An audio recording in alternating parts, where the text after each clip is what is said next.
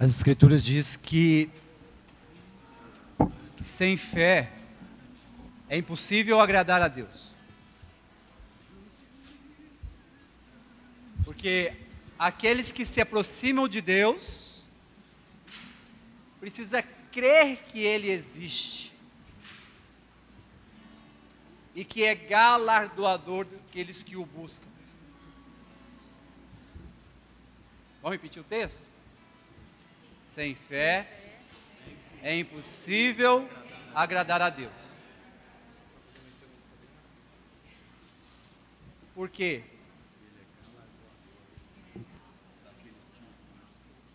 Sem fé é impossível agradar a Deus. Porque aqueles que se aproximam de Deus precisa crer que Ele existe. Você só crê que Deus existe se você tem fé.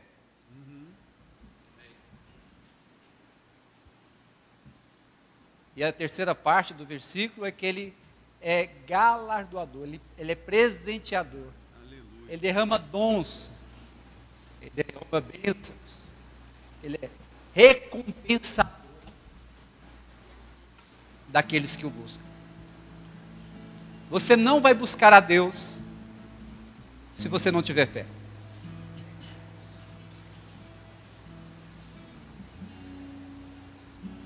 E essa fé é uma fé específica. Jesus disse que nessa fé Ele é o autor e consumador. É como se Ele tomasse proveito do princípio ao fim. A gente não pode usar ela com nada, com ninguém, só com Ele. Essa é a fé de Hebreus. É lógico que nós vamos ver Hebreus fazendo uma analogia do que seria a fé, dando um parâmetro de certa forma a aspectos naturais. Mas isso é uma figura para explicar, para exemplificar, para deixar ilustrado o que realmente é a fé em Cristo Jesus. Outro aspecto da fé: tudo que não provém da fé é pecado. Não importa o que você faça, se é bom aos seus olhos ou ruim, se você não usar da natureza da fé, o que você está fazendo é pecado. E olha só o privilégio que nós temos, os que têm a fé. Nós temos o privilégio de acreditar em Deus, de crer que Ele é galardoador dos que o buscam, de andar uma vida em piedade e santidade. Simplesmente, sabe por quê, queridos? Porque Cristo morreu. E foi revelado para nós essa obra. E nós somos tomados de uma fé genuína. E tudo que nós vamos fazer, nós agradamos a Deus.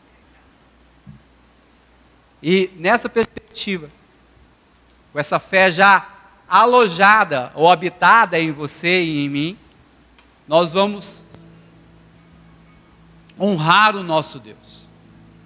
Honrar com os nossos dízimos e com as nossas ofertas. Porque nós somos privilegiados de ter recebido tamanha dádiva, a fé em Cristo Jesus. Amém, queridos? Pegue os seus envelopes, pegue suas importâncias que vocês vão depositar no gasofilaço. Vamos orar por isso. Vamos orar para que Deus possa iluminar a nossa mente, possa nos dar revelação. Pegue o envelope. Você está com o envelope? Pegue o envelope. Se não está com o envelope ainda, pegue o dinheiro que você reservou para o Senhor, para honrar o Senhor. Põe na sua mão. Vamos orar. Vamos fazer uma oração sacerdotal. Pai, nós confessamos a nossa limitação na revelação em Cristo Jesus. Mas no pouco que nós temos de fé, de sabermos que Ele é o nosso dono, o nosso Senhor, que nós temos nossa vida aos pés desse homem, nós te pedimos, Senhor, nos mergulha, mas na revelação dessa fé. nos mergulha mais no entendimento, na compreensão, na sabedoria, no conhecimento, na revelação desse homem. Estamos aqui, Senhor, exaltando o Senhor pelo privilégio de podermos fazer essas coisas de forma santa, piedosa, de forma a crer que o Senhor existe. Que privilégio! De forma a fazermos, meu Deus, sem pecado, porque o Senhor nos presenteou com esse dom maravilhoso, a fé bendita em Jesus Cristo. Assim, Senhor, nós apresentamos essas ofertas, entendendo que tudo vem de Ti. Aleluia. E desse tudo que é Teu, que o Senhor concedeu nas nossas mãos, como mordomos, ainda infiéis, mas apresentamos com alegria diante de Ti o privilégio, Senhor, de podermos apresentar essas ofertas, esses dízimos, para honrar o Teu santo nome, para cooperar com a Tua santa obra, para que o Teu reino possa de alguma forma, através desses sustentos, suprir, Senhor, obreiros, suprir, Senhor, esse movimento natural da Tua obra. Que o Senhor nos ajude, Senhor, a mantermos fiéis à fé que o Senhor nos concedeu. Abençoa os meus irmãos, Senhor, nada lhes falte. Abra portas de prosperidade, Senhor. Abra as portas, meu Deus, profissionais. Abra as portas, meu Deus, ao qual o Senhor abra, meu Deus, e encha, Senhor, cada um de nós, cada um dos meus irmãos, de sabedoria. Meu Deus, como diz o texto, ensina-nos a contar os nossos dias, até alcançarmos corações sábios. Assim, Senhor, queremos que o Senhor abra as portas, para que nós venhamos a nos mover nesse mundo tenebroso, podendo, meu Deus, ser suprido com a Tua graça, com a Tua providência, com o Teu favor. Louvado seja o Teu nome, Senhor, em nome do Senhor Jesus, amém. Os irmãos podem levantar, atente-se para a distância um do outro, venham colocar, não coloque só o envelope não, coloque o seu coração nesse gasofilaço, em nome de Jesus. Tu és bom, em todo tempo és bom, justiça está em Ti, Teu amor é para sempre. Tu és bom, em todo tempo és bom, justiça está em Ti, Teu amor é para sempre. Tu és bom, Senhor, Tu és bom, em todo tempo és bom, justiça está em Ti, Teu amor é para sempre. Tu és bom, em todo tempo és bom, justiça está em Ti, Teu amor é para sempre.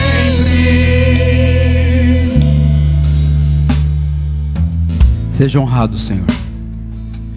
De igual maneira, Senhor, dá a nós, mordomos desta obra, inteligência espiritual, temor, sabedoria, para que possamos, meu Deus, dessas riquezas que o Senhor nos concede aqui neste lugar, desses corações, meu Deus, que o Senhor tocou com generosidade, dá a esses homens, meu Deus, uma mordomia santa, irrepreensível, cheio de entusiasmo para que a sua obra cresça.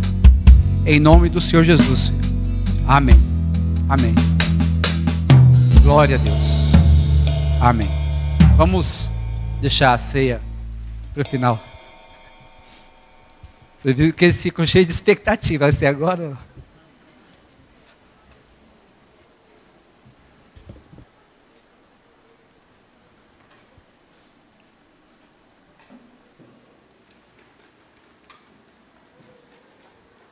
Amém.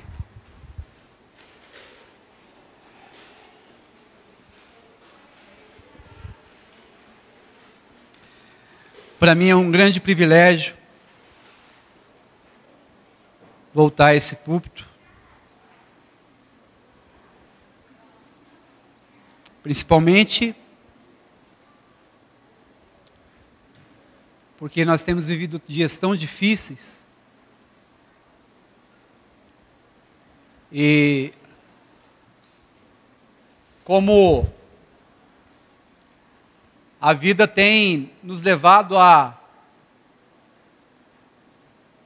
ficarmos desacostumados de vivermos plenamente. Então, hoje em dia, viver de forma plena é um privilégio, né? Nós somos alvejados constantemente por tentações, provações, provocações, ofensas, pressões. E sabe por que tudo isso acontece, irmãos? Porque o motivo que isso tudo acontece é que o rei das trevas, ele não vai descansar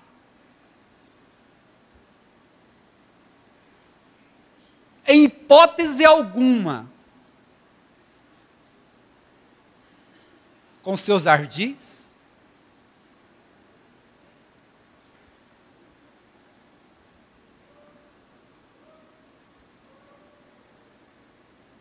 com suas facetas da maldade, sempre com a roupagem que está tudo bem.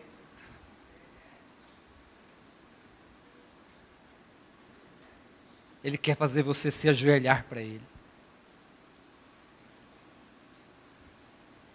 Ele fez isso com Jesus.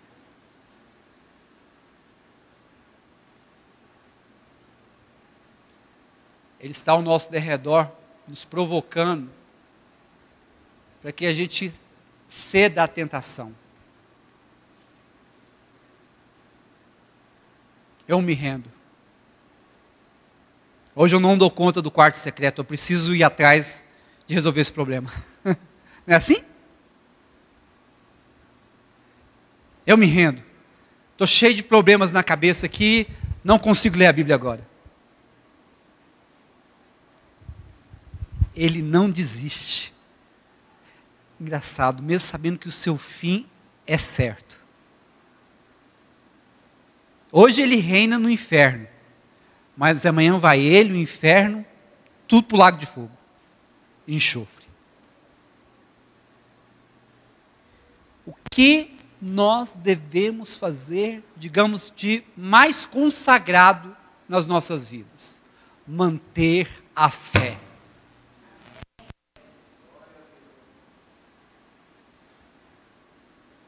E para manter a fé, os seus olhos precisam estar postos numa única revelação. Mas de forma a nós tocarmos essa realidade de revelação, nós vamos mergulhar e ampliar essa revelação.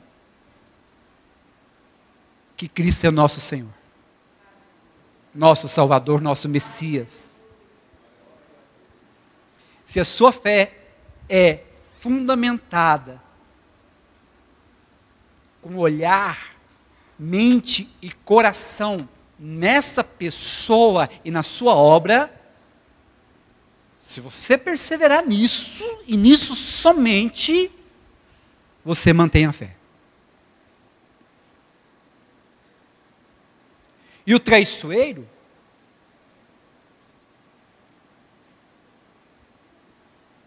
ele vai sussurrar para você se contentar com as coisas materiais, com o consumo, com o prazer. Ele vai fazer você se folgar no prazer. O prazer não é algo que nós devemos nos apegar.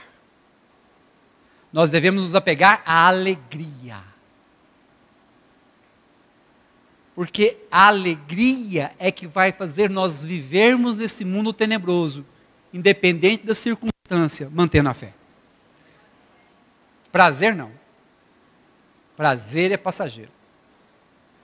Jesus não disse para nós termos prazer em abundância. Ele não disse para nós termos prazer nessa vida, mas para nós termos alegria. E alegria, amados, é um pacote. A gente fala da alegria, vai falar dos atributos de Deus, mas é um pacote. Mas vamos falar da alegria. A alegria é uma pessoa e ela habita dentro de nós. É por isso que fala assim, ó, fazendo essa analogia da penumbra da noite ao alvorecer do dia. Por mais que escureça, a aurora vai chegar.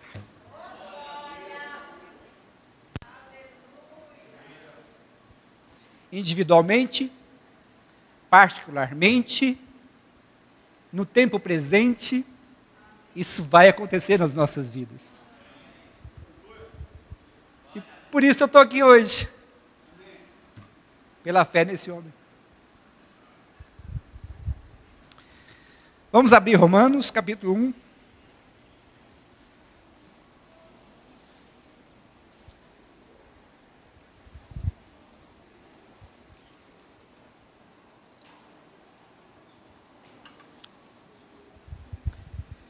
Nós vamos ficar no versículo 1 e o 2.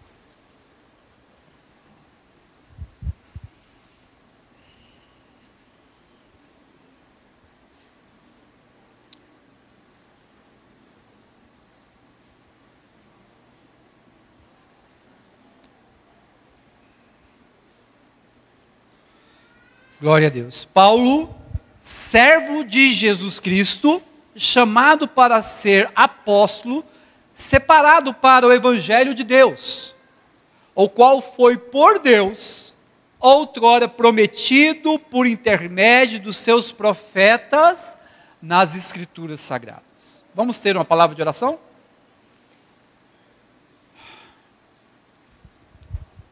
Declaramos que estamos aqui, ó Deus Todo-Poderoso, porque o Senhor nos prometeu que na palavra do Senhor haveria iluminação aos nossos corações, dissipando as trevas. Que o Senhor, meu Deus, prometeu que nessa palavra, nessa bendita palavra, nessa santa palavra, o Senhor prometeu que fará nós percebemos as motivações do nosso ser, no nosso ser. O Senhor nos ensinará a lidarmos com a alma, a vivermos no Espírito. Nós estamos aqui, Senhor, crendo que o Senhor pode nos dar uma revelação ao ponto de nós sermos transformados à imagem do seu Santo Filho. Que o Senhor seja bendito aqui essa manhã. Em nome do Pai, em nome do Santo Filho, em nome do Espírito Santo. Amém.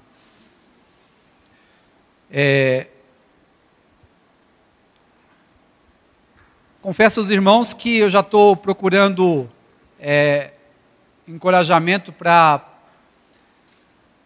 assumir a exposição da carta aos Gálatas, desde a última mensagem, desde a última exposição de 1 Coríntios 15. E, na minha limitação, confesso que muitas vezes fraquejei. Mas eu não tive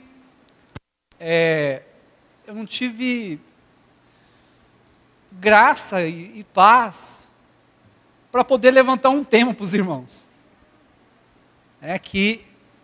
Normalmente é o que se faz, né, nas reuniões de domingo, em boa parte das comunidades, em todo lugar no Brasil, enfim, em todos os lugares, né, em toda a cristandade.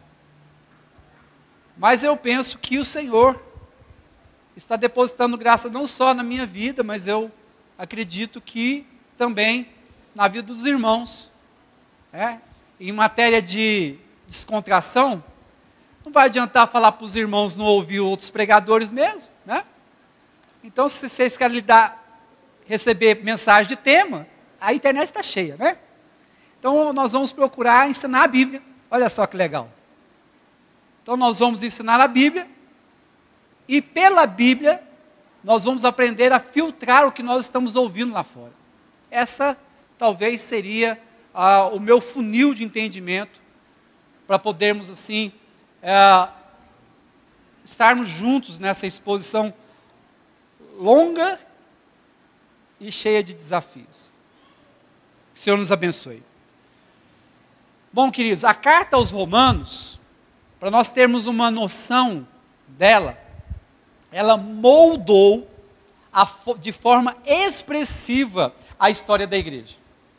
Imagina só, ela faz um movimento na vida da igreja, nos homens de Deus, de tal maneira que ela molda a forma com que a igreja se posiciona nos tempos e nas épocas. E outra coisa dessa carta aos Romanos, que ela é a explicação mais, digamos assim, sistemática do Evangelho de Jesus Cristo. Aqui nós vamos encontrar de maneira mais extensiva, exaustiva, o que seria o Evangelho de Jesus Cristo. Tá? Outro aspecto que nós vamos ver nessa carta, através da história da igreja, que homens piedosos foram transformados por Deus através dessa carta. Steve Lawson tem 2 livros, e ele, um é Pilar da Graça e o outro é Fundamentos da Graça. São 2 livros de 400 páginas, falando só sobre a graça do Senhor. E ele usa na capa do livro, ele usa o seguinte expressão. Ele diz que naqueles livros, ele está ali expondo uma longa linha de vultos piedosos. Esses vultos piedosos são homens que se tornaram pilares da graça. Ele pega o primeiro livro que vai levantar aqueles piedosos expostos ali nas Escrituras Sagradas, e ele chama aquele livro de Fundamentos da Graça. O segundo livro, que vai falar daquele que é pós-bíblico, né, o tempo pós-bíblico, ele vai chamar de Pilares da Graça. Mas o interessante é essa expressão que ele usa, é uma longa linha de vultos piedosos. Olha que preciosidade. Então nós vamos falar aqui de 4 homens que essa mensagem de Romanos afetou a vida dele de forma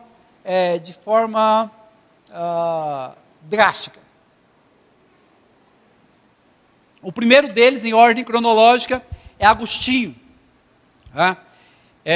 Ele tinha, o texto que ele foi tocado é de Romanos 13, 14. Podem abrir, por favor?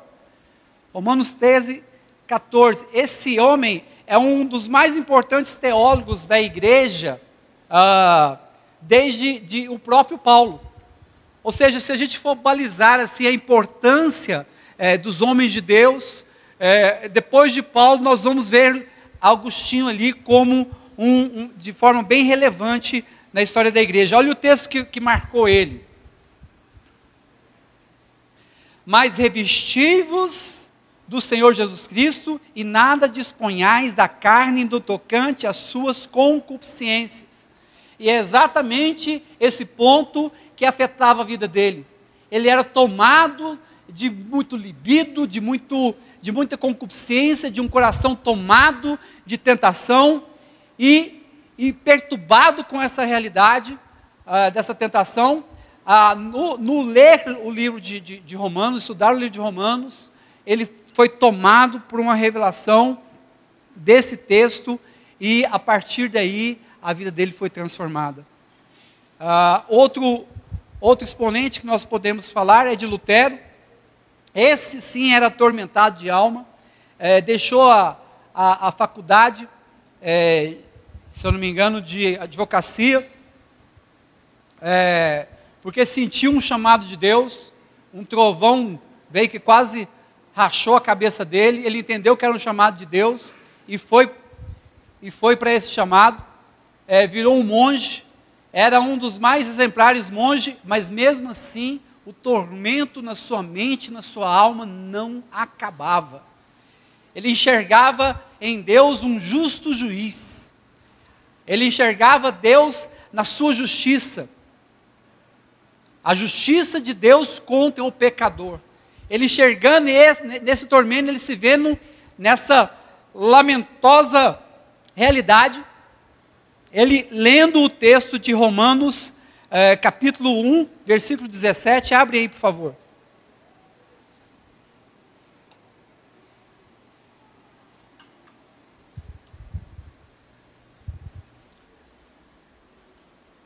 Diz assim o texto: visto que a justiça de Deus se revela no Evangelho, de fé em fé, como está escrito, o justo viverá pela fé. Então, ele atormentado de alma, com a revelação desse texto, ele ficou livre da sua atormentação. É interessante usar essa expressão de atormentado de alma, de espírito. Hoje, nós queremos nos livrar desses... E é uma dica importante isso, hein? Nós queremos nos livrar de todo o tormento de alma. Uma das coisas que a gente mais vê hoje é as pessoas, de certa forma, criticando determinadas mensagens, porque ela está oprimindo a pessoa. E esse estado de atormento de alma é um estado que só se transforma, só se esvai se houver revelação da cruz de Cristo. Felizmente ou infelizmente, não sei qual é a parte que você se adequa, você precisa, de certa forma, de entrar num profundo tormento, esperando a graça de Deus te tirar daquele lugar. E como é que a graça de Deus te tira daquele lugar? Pela pregação do Evangelho. Então, irmãos, eu não tenho dúvida nenhuma que na vida de um eleito, que vive na santidade, que vive na pureza do coração, não tem dúvida nenhuma, para ele entrar nesse estágio pleno, ou ser um iniciante disso, ele primeiro precisa passar na jaula da condenação e do tormento. E quando essa pessoa passar por lá e encontrar a graça, nunca mais haverá uma mensagem que coloque ele atormentado. Se você vive atormentado, se você vive pressionado por algum tipo de mensagem, é porque você não encontrou a graça salvadora. Permaneça nesse lugar. E rogue a Deus a revelação da cruz. E você já reparou o quanto tem sido comumente aceito para a cristandade aceitar as misérias do mundo, que eu estava falando no início, dos prazeres, do ter, do se realizar com material, do se produzir. Eu tenho que estar bem de alguma forma, porque eu não consigo ficar nesse tormento. Aí eu uso elementos humanos para dar uma disfarçada nessa tristeza agoniante.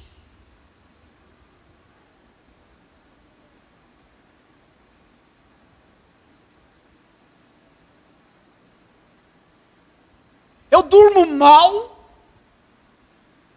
eu tenho uma mente perturbada, mas como eu preciso servir a homens, ou seja, como eu preciso bancar uma imagem bacana diante dos homens, eu arrumo um monte de apetrechos. visuais, para que dê uma amenizada na dor do tormento.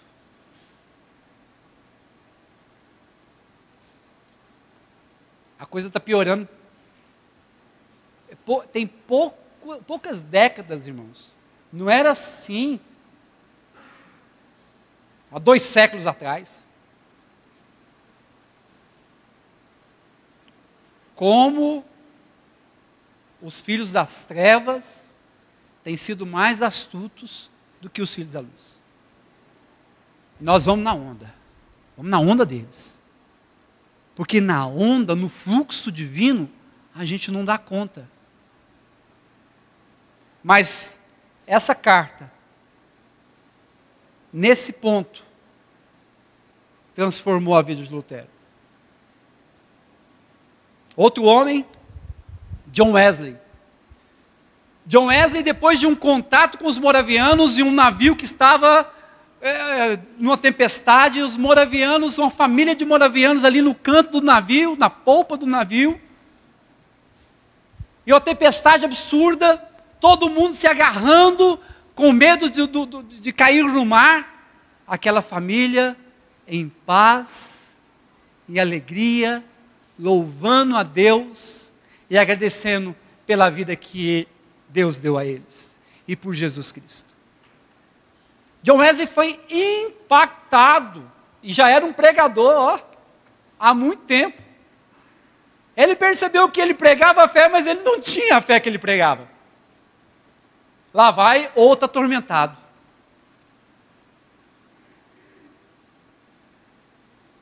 Mergulhado no tormento dessa experiência de ver o testemunho daqueles moravianos.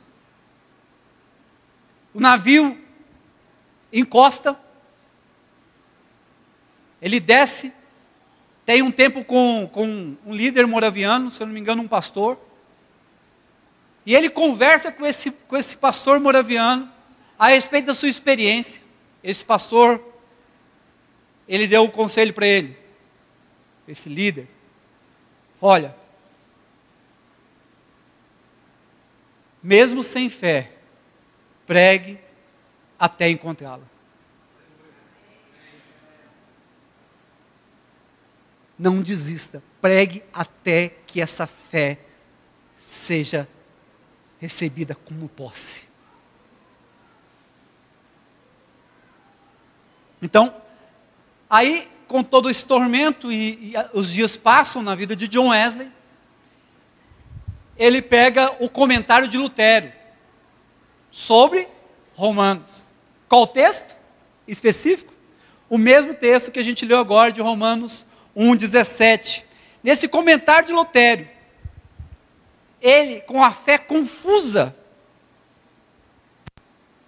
agora, com a revelação da cruz de Cristo, do preço que esse homem pagou pelos pecadores, esse homem agora é livre da religiosidade. Agora ele tem uma fé autêntica. Uma fé que não inveja mais os moravianos. Uma fé bíblica. Uma fé salvífica. Gente, que a gente é perturbado pelos dominadores desse mundo tenebroso, para trazer a gente numa perspectiva de fé materialista, temporalista, uma fé alojada em uma era perdida. Misericórdia, Senhor. Nos ajuda. Nos ajuda a eliminar todo esse adereço de fé inútil, para que haja esse espaço para uma única fé, a fé em Cristo Jesus. Porque a partir dela, todas as outras coisas são ajeitadas na nossa vida. Outro homem contemporâneo, Karl Barth. Não tem algo pior do que a teologia liberal para o nosso tempo. E há uma coisa aqui, contemporânea. 1900 bolinha. essa teologia liberal, ela arrasou, né, com libertinagem, né, a questão da teologia bíblica. E esse homem, ele era um expoente da teologia liberal. Mas em contato com o estudo de Romanos, ele enterrou de vez a teologia liberal na sua vida. E hoje ele tem ele passou a ter uma teologia, né, tradicional, uma teologia bíblica, uma teologia que sempre foi assim. Que o povo contemporâneo gosta de fazer umas mudanças. Bom, queridos, então num tempo, olhando para esses homens do passado, essas experiências que nós vimos aqui na vida deles com relação ao livro de Romanos, nós agora vamos, de alguma forma, dar uma olhada nos nossos dias. Num tempo como hoje, convulsão social, ou seja, convulsão moral e ética, como um cristão poderá se relacionar com a cultura do seu tempo? Esse é um ponto. Sem se sujeitar aos valores que contrastam com os valores bíblicos e o posicionamento com a fé. Uma coisa está bem ligada à outra. Agora, uma coisa que nós vamos ver, além desses irmãos que nós falamos aqui, desses homens de Deus, sempre houve desafios para a fé cristã. Sempre foi assim, irmãos. Sempre foi assim. Nesse sentido, nós nunca podemos falar assim, nossa, as coisas só acontecem comigo. Não, para que você não é a última Coca-Cola do deserto. Você é uma pessoa que foi chamada para viver piedosamente e automaticamente acompanha com você aflições, tribulações. Automaticamente. Quem falar para você diferente, não paga ele não, que está tomando seu dinheiro. É propaganda enganosa. Vai junto. Gente, a fé é um instrumento nas nossas vidas, ou é um motor para as nossas vidas, que vai nos fazer viver nesse mundo tenebroso, não tendo como se não fizesse diferença de não ter. Tendo como se não fizesse diferença tendo.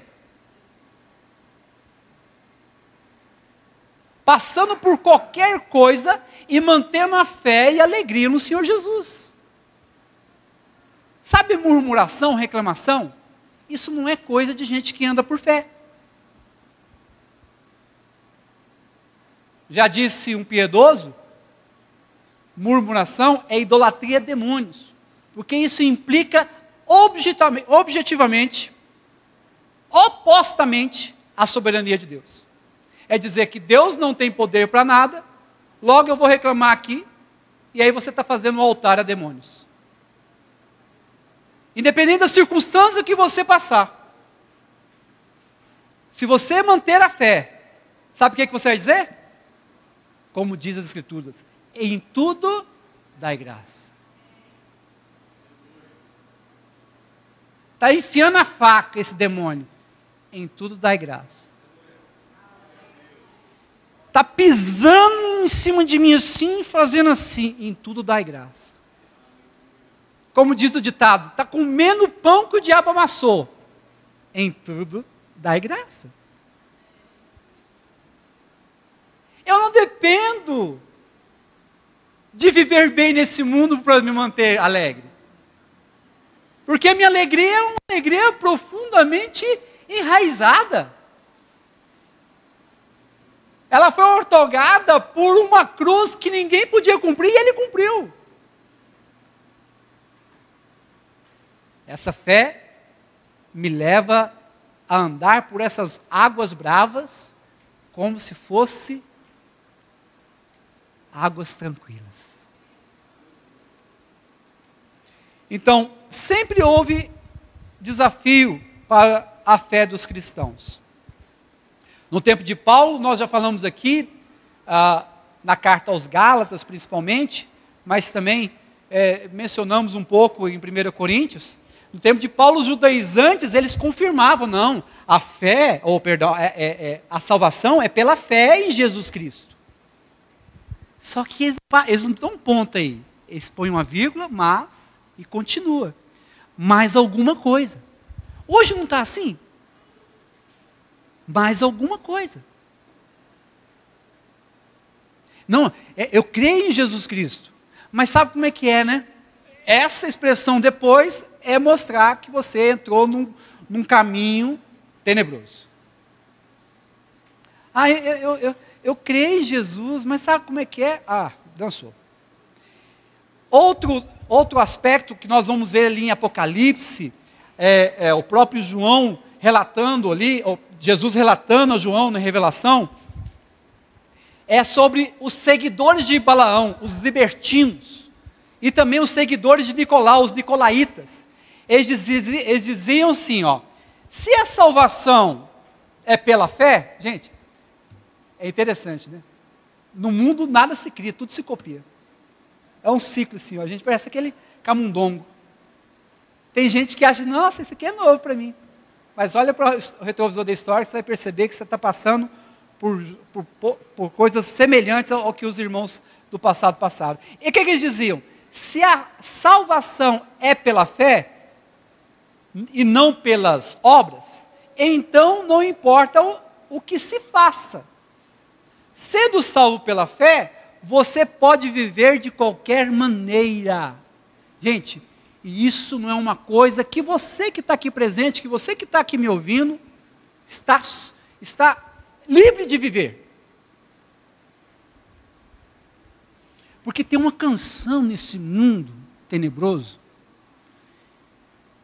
que soa na sua vida, no seu ouvido, sim. E você vai se deixando levar por essa sedução.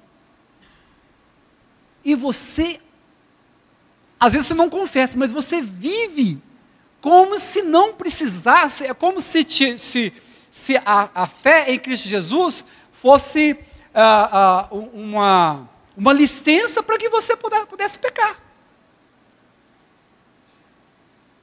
Ninguém está de licença para pecar porque crê em Jesus Cristo. Mas é isso que esse mundo tenebroso, ele é astuto, gente. Ele vai nos colocando de joelho, a gente vai se contentando com isso, vivendo uma vida relaxadamente.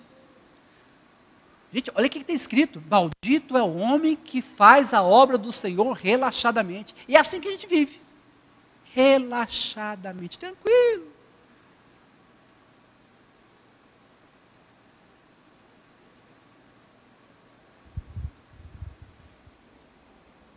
Outro exemplo que nós vamos levantar aqui é entre metade do século I ao entrar do século II, né, o gnosticismo. Né, os gnósticos afirmavam que havia um conhecimento secreto, especial, das coisas de Deus, que nem os apóstolos conheciam. E que era necessário fazer as gnoses para ser salvo. O que tem de crente com mandinga, gente.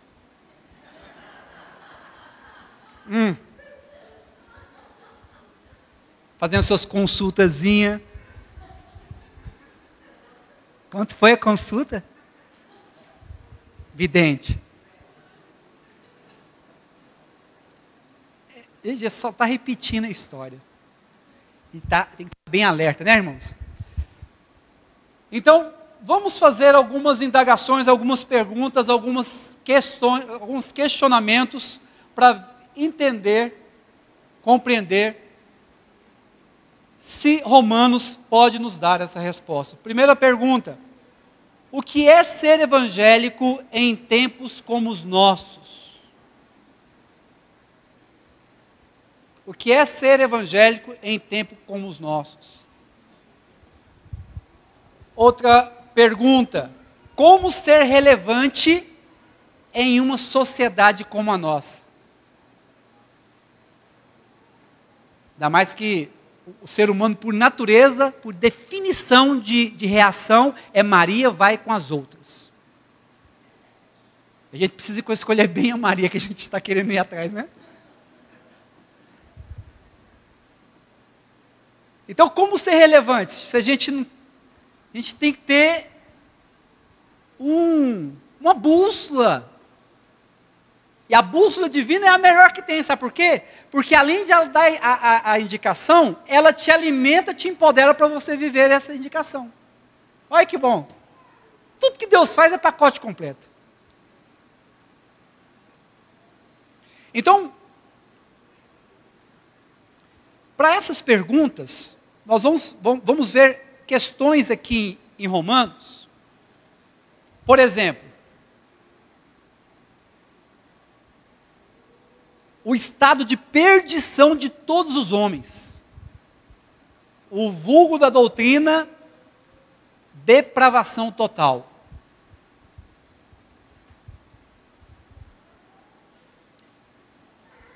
Outro aspecto que nós vamos ver nesse livro: justificação pela fé em Cristo somente, tanto para os judeus quanto para os gentios. Paulo também vai dar exemplos de justificação pela fé na vida de Davi e na vida de Abraão.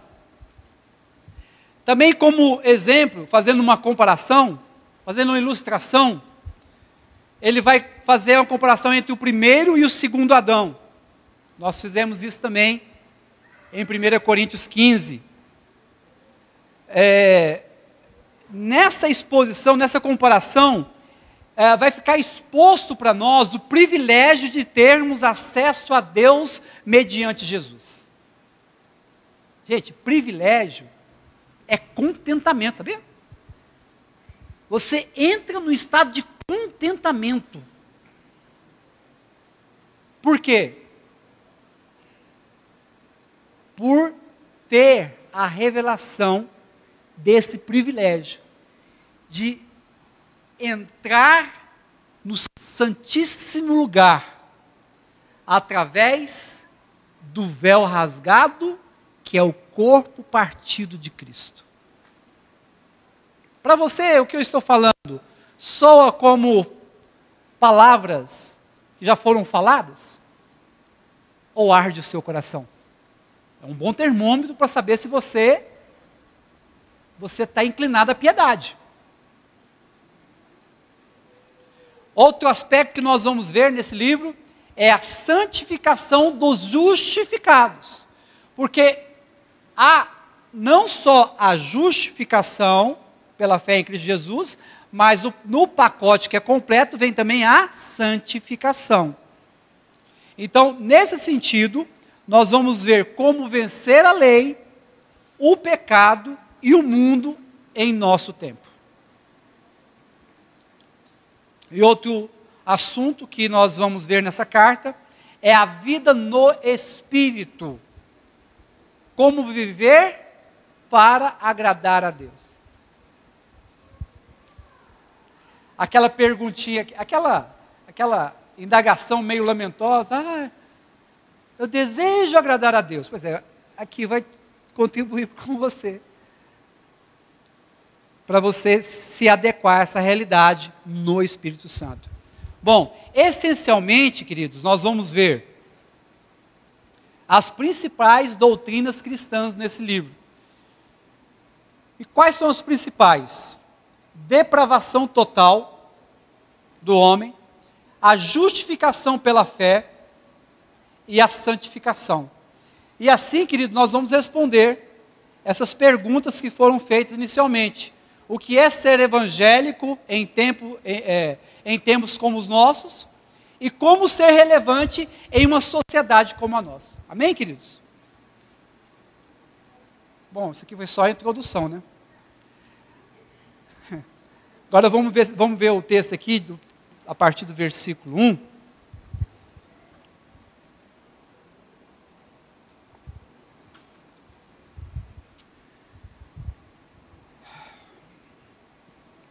Vamos ter mais uma palavra de oração? Vocês estão comigo?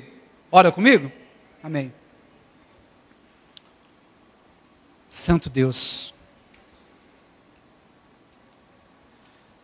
com tamanha maravilha diante do nosso entendimento, como podemos receber tamanho privilégio, Senhor? Queremos confessar as nossas mentes aqui, o nosso coração, que somos frágeis, Senhor, limitados. Mas esperamos em Ti, Senhor. Esperamos em Ti. Esperamos em Ti essa transformação, essa mudança de coração, esse coração tornado em outro, em nossa vida, por zelo, sendo devotada à Sua presença. Em nome de Jesus, Senhor, nos ajuda aqui neste lugar. Amém.